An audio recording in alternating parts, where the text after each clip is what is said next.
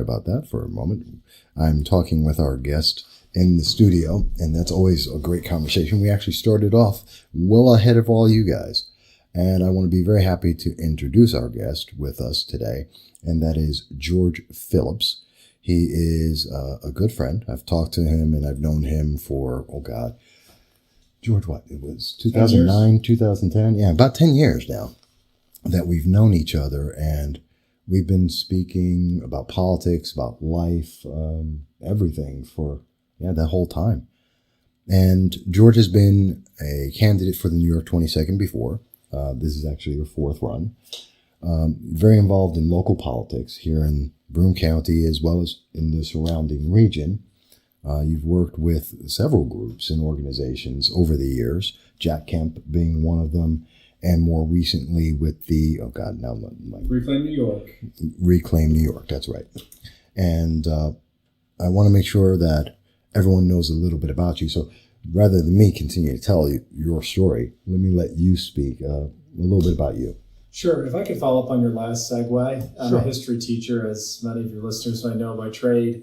As we see all of this talk about socialism and the failed socialism models, can we take a phrase from Ronald Reagan and say, let's put socialism on the ash heap of history? He said that about communism, but why not also include socialism in that? Look at what socialism has done, as you referenced, for Venezuela. Mm-hmm. Look at what it's done around the world. I happen to be a Roman Catholic. The Pope is from Argentina. Yes, he is. Mm-hmm. Over a century ago, Argentina was one of the wealthiest countries in the world. Would you believe that? With immigrants coming in and entrepreneurs, one of the 10 wealthiest countries. It's been a basket case because of socialism. And you may put, even though we wouldn't like to say it, New York State in that model here, where we've just had huge government. We're spending twice as much as the state of Florida, and yet the results are just disastrous. We've gone from 41 congressional districts in 1970 to 27. A book laid out called The Wealth of States said, what is the private sector job growth in the country? From 1991 to 2014, the average national private sector job growth was 24%. New York State with Wall Street was only 10% during that time, way below the curve. California, high-tax state with Silicon Valley, was 20% during that time. States with no income tax, states that are pro-business like Florida and Texas, 67% growth rate. Florida, high 40s. So we continue to see this, but I just want to say right here and now, and let's repeat it again and make it our mantra. Let's paraphrase from Ronald Reagan. Let's put socialism on the ash heap of history. Nothing helps people in need, people who are struggling, more than the free market. The free market is the greatest wealth creator in history. And here we are in Binghamton. It's amazing to think about what's happened with some great entrepreneurs not too far from here. If you drive up the road on your way to Ithaca and Cornell, you go through a little town, Richford, and you may know that John Rockefeller was born there. He went to Owego High School, but then he moved to Ohio. And look at what he did for this economy. A massive, massive expansion in the U.S. economy because of this man's entrepreneurial leadership. You go down 17, not too far from here, on his family farm. There's still a one-room schoolhouse there. We had Thomas Watson born, and he helped bring this country and the world into the computer age. So for all of the demonizing of wealth that the left does here, and you mentioned Kaepernick, yeah, it's just amazing. Wouldn't you like the next Steve Jobs or Bill Gates to be born right here in this area and to expand the economy and create wealth? There's no limit, as my mentor Jack Kemp said, to what free men, free women, and free markets can accomplish. And our greatest asset as Americans is our human capital. Now, we've seen human capital in other parts of the world where there's not the natural resources we have. Look at Asia. Yeah. When we win the Cold War, we look at Japan, South Korea, Hong Kong, Taiwan, Singapore. All of those countries did extremely well under the free market. None of them really had a lot of natural resources. You look at this country, sure, we're blessed with natural resources, but there's a lot of socialist countries that have squander that, like Venezuela, like these statist countries like Iran. I mean, look at Iran for this big debate between the United States and Iran. Iran's economy is the size of the state of Missouri. Absolutely outrageous. So I know we're talking about ideas. You want to hear about the campaign, right? Well, I want to hear about everything, and I know we've had these conversations for days. Right. And I know there's just a wealth of knowledge that you have there. So I want to give people a really well-rounded idea of all of that knowledge. And a couple of tough questions. We've had tough questions over the years. I've covered George in 2008, 2010, 2016. You've never shied away from a tough question for me ever. No, sir. And I respect that, and I love it. Yeah. So we're going to cover a bunch of things. So let me start off, first of all. As I mentioned, you've been through this race before. You know it's a tough race. For people who are not familiar, the New York 22nd District is about 2.5 hours from bottom to top, about an hour and a half east to west. So it's a big district. And it takes a lot of work, a lot of effort to do that. And it's a pain in the butt. I mean, I was in 2013, 2014, I myself even tried my hand at it, spent a year on that. So I know personally, it can be just the energy it takes for that is just immense. Why do it a fourth time? Sure. So my life experiences have brought me to this point. What I've done most recently is very interesting. We referenced it already, but Reclaim New York. Taxes are high. People are leaving and corruption's a problem. What a great organization. What a great mission. I've been the regional director. We fought for reform locally in an area where we have the highest property taxes for value of homes in the entire country. Could you believe that? The Binghamton area has the highest property tax for value of homes in the whole country. And we fought for reform in Albany. As this thing settled from the last election, I talked to Reclaim New York leadership and I said, look, I've worked very hard on this level here. We have to keep fighting for reform in Albany. But I think I can actually do more for the people of this area, more for our state, more for our country by serving nationally. And this is why. Albany, we have to keep fighting, certainly, but Albany is so dysfunctional. Nationally, there's a lot of things we could do that could help this area. I mentioned the property tax issue. Let's eliminate the Medicaid mandate on your property taxes. We're the only state in the country where the state government passes a federal welfare mandate, Medicaid, onto your county taxes. So if you look at your county tax bill, over 50% of it is Medicaid. That should be illegal. The people of this area should not be paying for a federal program on their property taxes. What else are we hearing? We're hearing about healthcare here, rising costs for years under Obamacare. When the government pays for something, does something for free, it's going to get really expensive, isn't it? And we see rates going up. I've talked to small business owners how much their rates have skyrocketed through this years. With Reclaim New York, a nonprofit small business, they said, we're sorry, you're the only one under the family plan. The family plan is $30,000 a year. Now, they were going to pay for some of it, but I didn't have enough to pay for insurance with that. So I actually am proud to say I don't have health insurance. I'm in a new health sharing partnership. It's called MediShare. I share bills with other people in the partnership. We need more choices. We need a dynamic market of choice. When you walk out of your place here, you go to downtown Binghamton, we can go to the restaurants, we could see prices, we have a lot of choices. Not in the American healthcare industry now. The more the government controls, the less choices we have, the less efficiency. The two markets the government's most involved with are education and healthcare. What are we getting in public education here in New York State? Big problems with astronomical spending, $21,000 a student, and yet we still have the 15th ranked schools in the country. So spending the most in the country by far, spending double the national average, is not paying off. Those are the type of things we like to do. Welfare to work for those who grew up in this area in upstate New York. This was an IBM town. We've heard that so many times. What's happening now? Sure, there's government safety nets for those in need, but when does the government safety net become a crutch?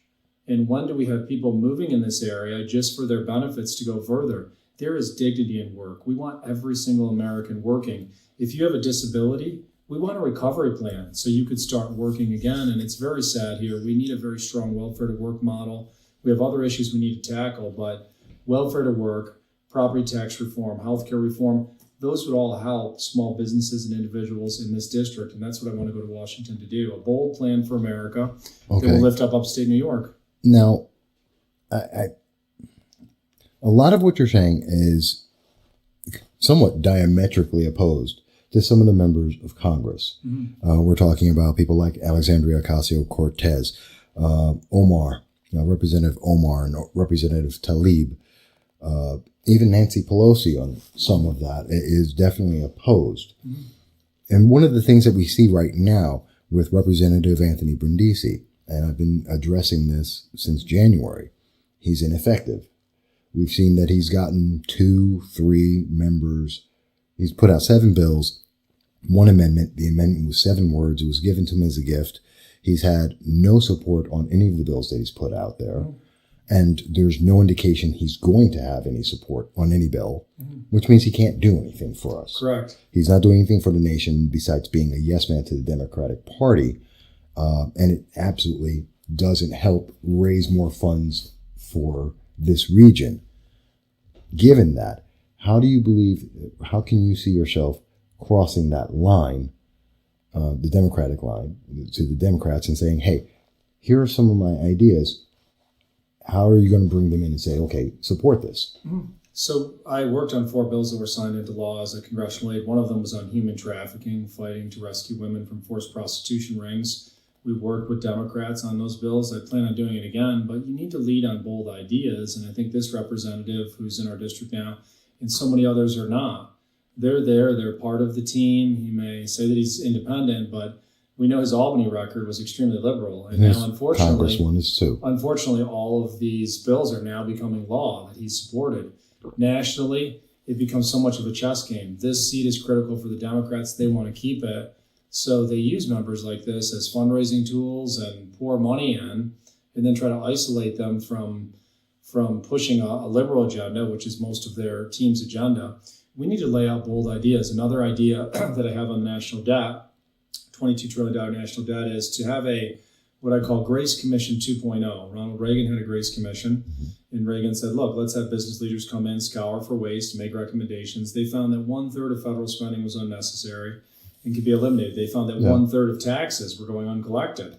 So that's just amazing. The Grace Commission 2.0 is going to challenge every single member of Congress, all 435, including Ocasio-Cortez, to say, what are 10 areas that we could save money for the taxpayers in?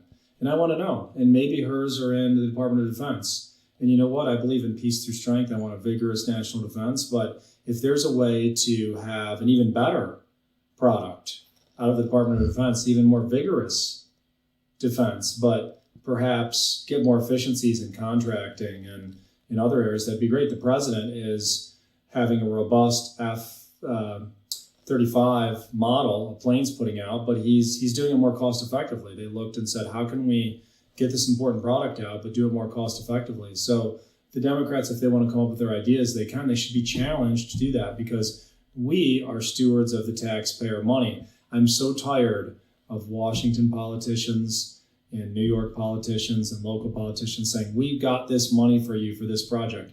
That's your money, Michael. That's my money. It went to Albany and Washington, got recycled, and less of it's coming back. Well, that's been true for a long, long time. Yes. But in fairness, I understand the question of, okay, we're going to challenge them to do better ideas, to try and find new ways. But the Democratic Socialists, like Alexandria Ocasio-Cortez, for the party is running to the left. Right. I mean, look at the recent debates that just happened. Joe Biden running to the left and failing. We see Senator Kamala Harris and Senator Elizabeth Warren rising to the top based on gender and identity politics. We're seeing that race is becoming an issue, like Colin Kaepernick, and again at the debates. So we're seeing a separation in the party, even within the Democratic Party, to the furthest fringe.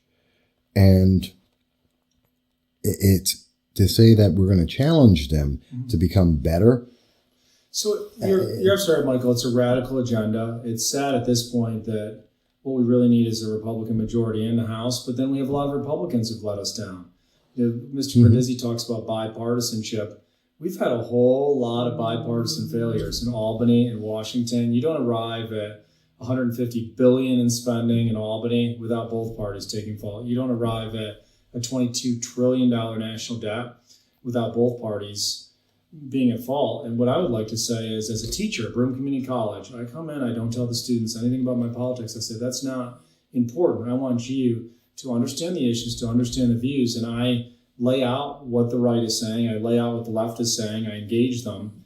I can't tell you how many students through the years have said, Mr. Phillips, you're the only teacher who's ever given us the conservative position. And Ronald Reagan said, if you lay out both positions to the American public, they're going to gravitate to our position. Now, you would say, I think, as a journalist, as a media personality here, this is hard.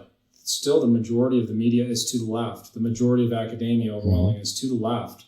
So you're here in your corner of the world, and this is an important corner here with a lot of great people listening, but you are engaging and you're laying out ideas again and again and again. How can we possibly even have this debate on socialism versus the free market when you see what's going on in Venezuela? So we have to keep doing that. Majorities do matter, but the Republican majority, even when we had it under Trump's first 2 years, was spending too much money, did not come up with a health care plan that benefited everyone. When you start off with Obamacare tax credits, remember those are just for select people. Yeah. Everyone else is still, I'm paying so much for my private insurance. My employer might be putting in $10,000 or more, but then I have to pay this. We need to have things that are fair across the board for everyone. And the Republican leadership was not able to lay out a plan that was a dynamic market of choice. There was more choices for all Americans. That's going to solve healthcare. So one, you never want to give up hope on socialists. I mean, what's the story about the 50th anniversary of Woodstock? We have some success stories there who were into socialism in the 60s and they realized it failed and they've come around.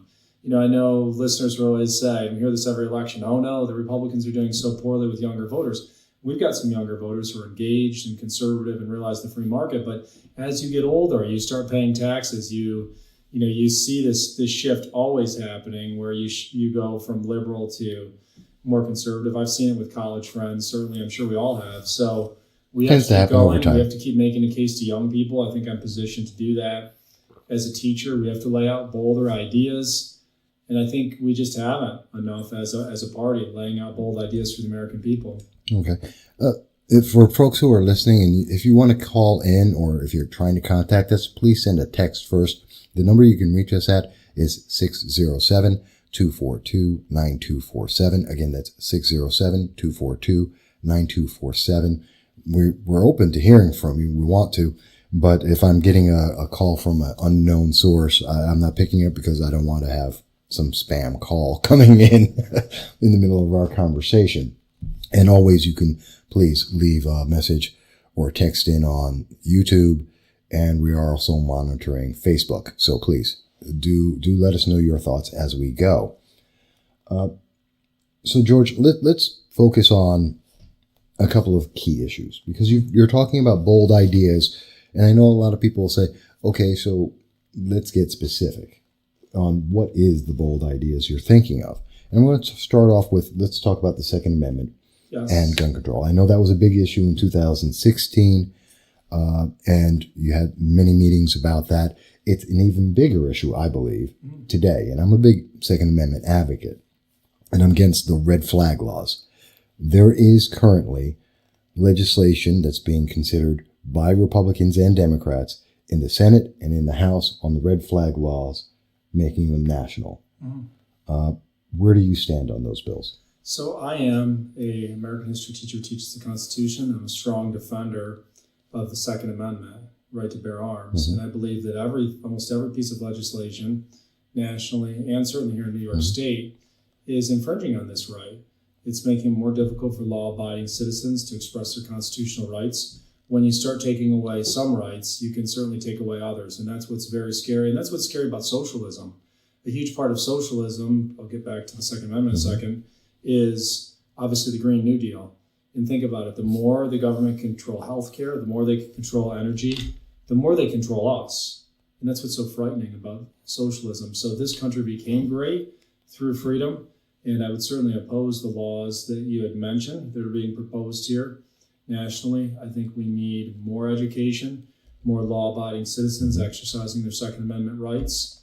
And we have to just overall never, never, never discount the power of evil in this world. When we see these horrible, horrific shootings or killings, because they're not always just shootings, a lot of the people planning them have other means to do the killing. Obviously, Columbine going back years was bombs. Yeah. We need to never discount the power of evil.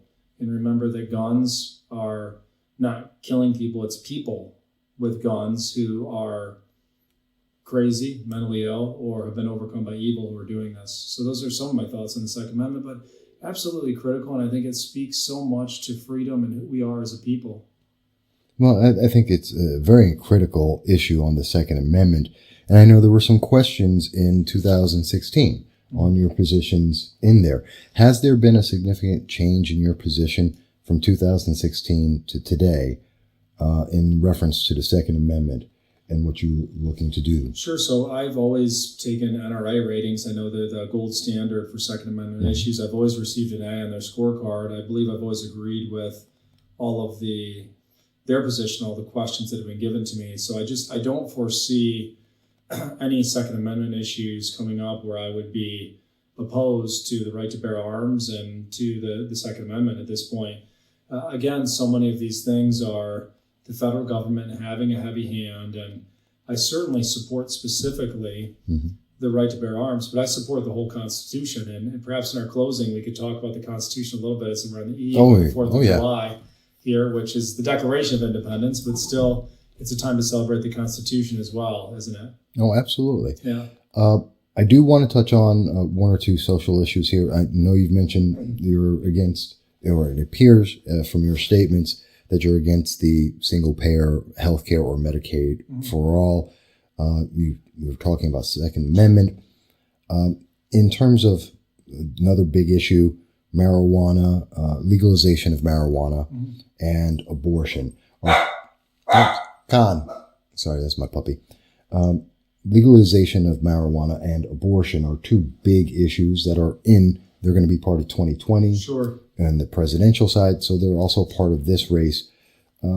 Tell me, where do you stand on those two issues? Yeah, first, marijuana, obviously very hot in the news here, and I know listeners will have their own stories and perceptions on this, but my family really has been ravaged by addiction, especially in the area of alcohol. And I know some would make the argument, well, marijuana is less legal in many ways than alcohol. But what I see is marijuana as a starter drug. I had a friend the other day who said his business partner said his son had 12 friends in high school that got into marijuana. 10 of them are dead now.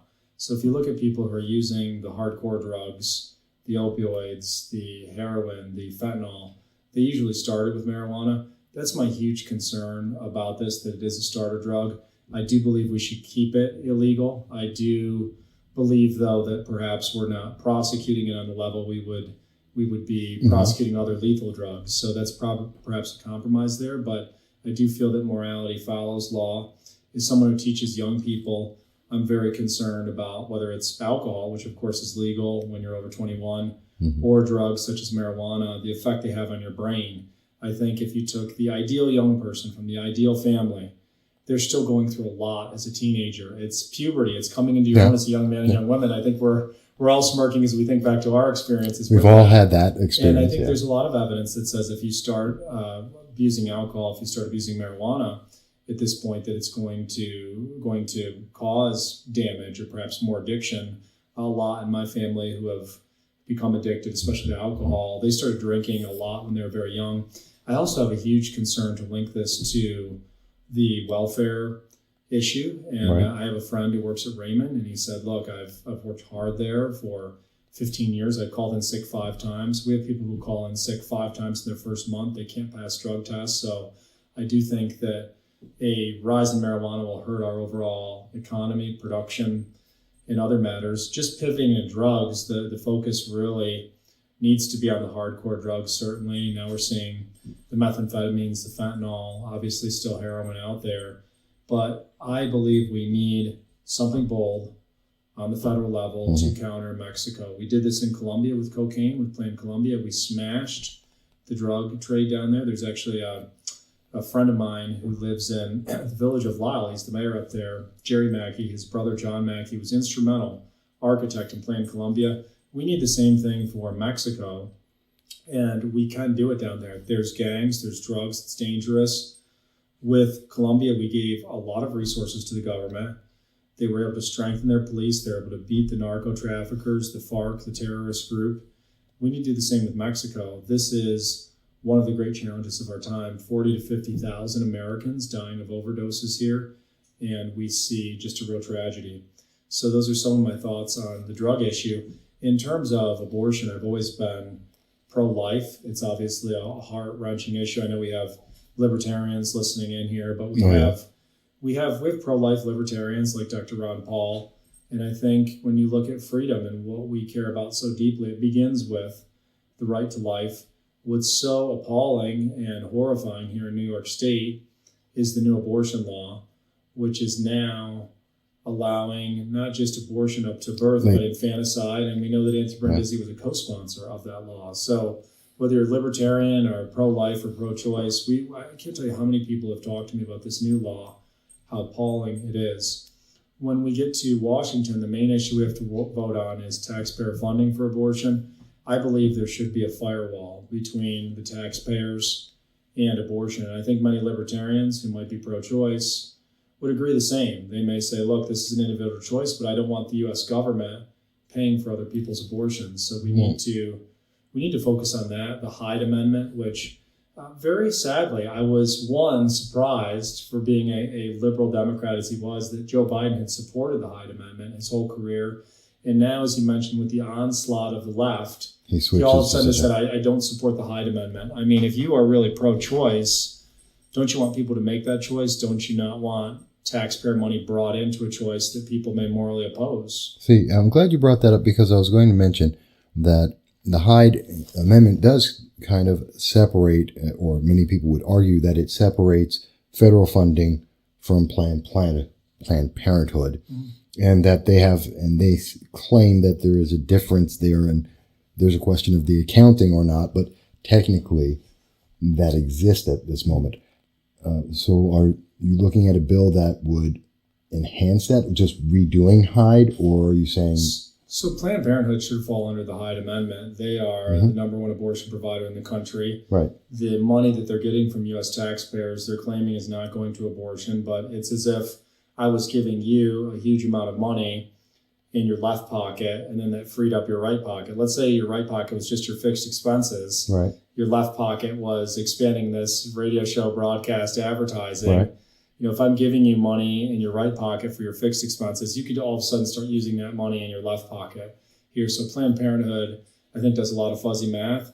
I believe they are using U.S. taxpayer money to promote abortion because it's opening up their resources here. And the president has said, look, we are all for mammograms and screenings and other things we're doing to really help women, but Planned Parenthood is so extremely focused on abortion here. If they stop doing abortion, we're happy to fund these other things. And in lieu of that, I think we should be having, even though I'm limited on the federal government level here, I mean, we do want mammograms. We do want these things for women in need, certainly.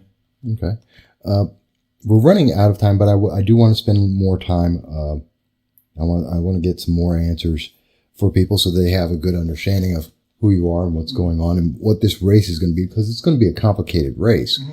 At this moment, there are two other candidates who are Republicans who are looking to run against Mr. Brindisi. That is Franklin Sager and, as of yesterday, District Attorney Steve Cornwell. And I will be speaking with District Attorney Cornwell in the future because we want to give everyone fair time and make sure that we do cover everyone on this. But there's also rumors of possibly former Congresswoman Claudia Tenney, who you ran against before and who held the office. She may be getting into the race. There's rumors that there may be Binghamton Mayor Rich David. I believe you may know him as well. He's in the party. He may be running. I'm aware of potentially two other individuals who may be getting into the race. So that's a lot of people. And looking at that, how does that, if more people get into the race, does that change your outlook? Does that help you, hurt you, or does it matter at all to you? So right now we have to focus on what we're doing, connecting with voters, raising money, getting our message out there. The primary field's not going to be set till April, so there could be people who are in and out. There could be new people jumping in as late as February, March. So it's going to be quite a time here. I would say we feel very good. I feel like our network's grown tremendously with Reclaim New York in terms of more activists in our network, although Reclaim New York is nonpartisan, non-political, but this is what I did and certainly developing a more expanded donor base from that. It's going to be a long race. We look forward to having the debate. We've always done quite well here in Binghamton against Maurice Hinchey when we didn't have Northern Broome, the Republican strongholds. We still beat him by a wide margin, 57-43, without the Independence party line. We did very well against Steve Wells and Claudia Tenney here, winning by 32 points, even though Steve Wells outspent us badly. So we have a great base here in Binghamton.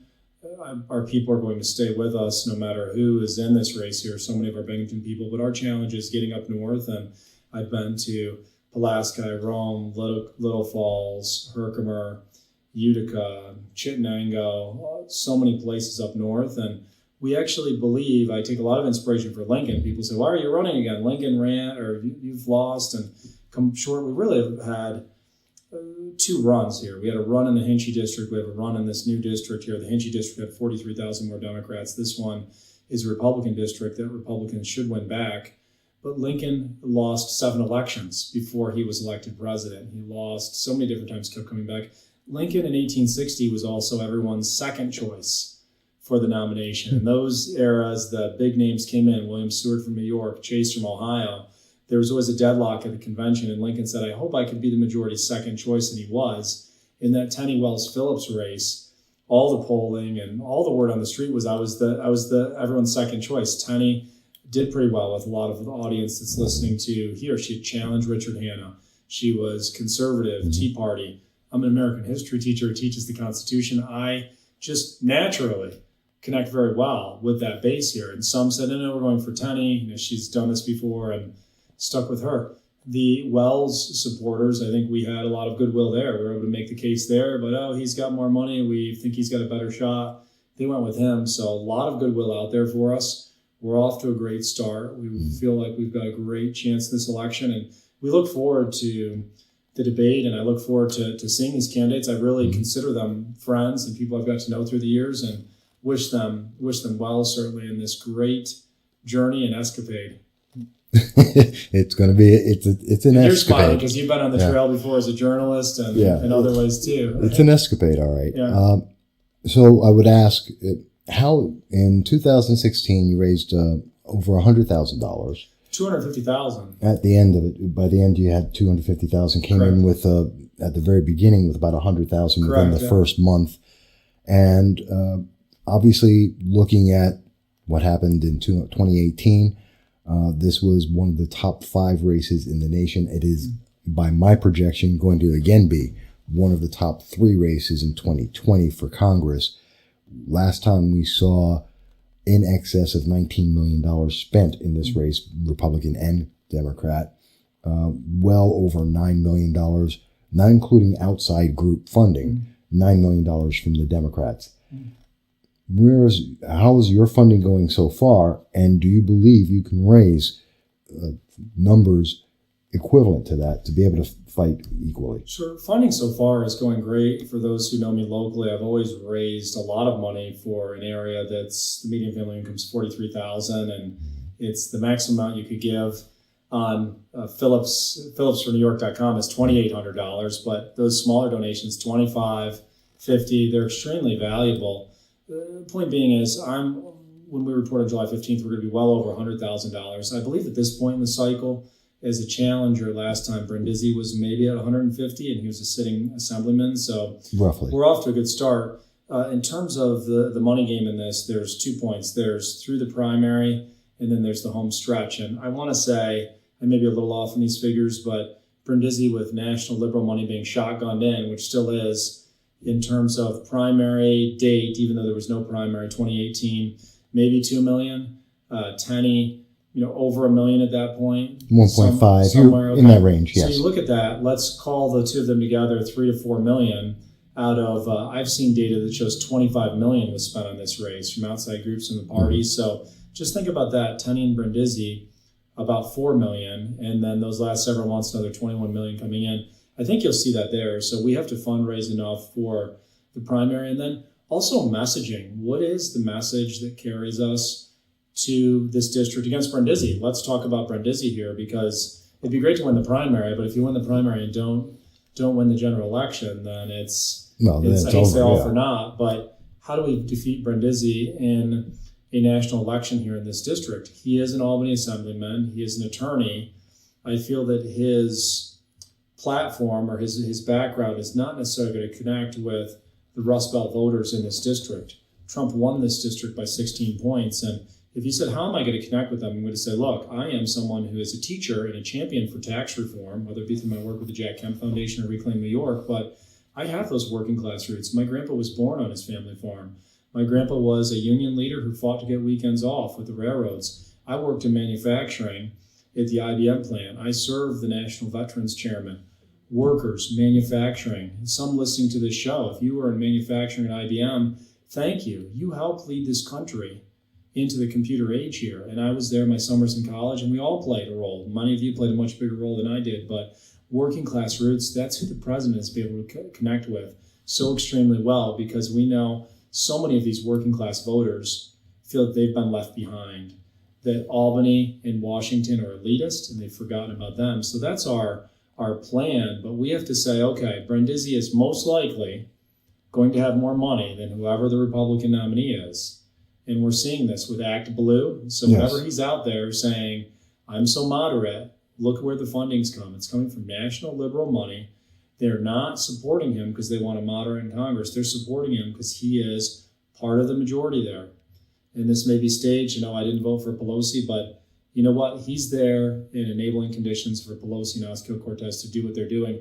And he's fueled by national left money, for sure.